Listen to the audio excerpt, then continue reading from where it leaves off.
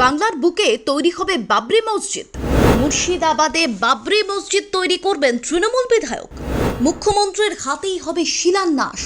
ঠিক কী দাবি করছেন তৃণমূলের হুমায়ুন কবির? 92 সালের 6 ডিসেম্বর দিনটা অনেকেরই মনে রয়েছে। অযোধ্যায় বাবরি মসজিদ ধ্বংস করা হয়েছিল। সামনের বছর সেই দিনেই মুর্শিদাবাদে বাবরি মসজিদের ভিত্তি প্রস্তর স্থাপন করতে চান সেই জেলারই তৃণমূল বিধায়ক হুমায়ুন কবিরের কথায় 1992 সালে আমাদের বাবরি মসজিদ ধ্বংস করা হয়েছিল। তারপর থেকেই দিনটা আমরা কালা দিবস হিসেবে পালন করি। আমরা ঠিক করেছি মুর্শিদাবাদে এই বাবরি মসজিদ গড়ে তোলা হবে, একটি ট্রাস্টি বোর্ড তৈরি করা হবে। 2025 সালের 6 ডিসেম্বর এর ভিত্তি স্থাপন করা হবে।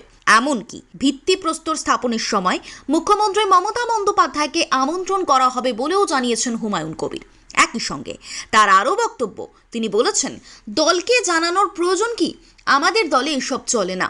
এটা একজন সংখ্যালঘু মানুষ হিসেবে করতে চাই। এর সঙ্গে রাজনীতির কোনো সম্পর্ক নেই। 8 দশকের শেষ থেকে যে বিজেপির রাজনৈতিক অস্ত্র ছিল অযোধ্যা, তারা কিন্তু এখন হুমায়ুন কবিরের এই মন্তব্য শুনে কটাক্ষ করছে তৃণমূল কংগ্রেসকে।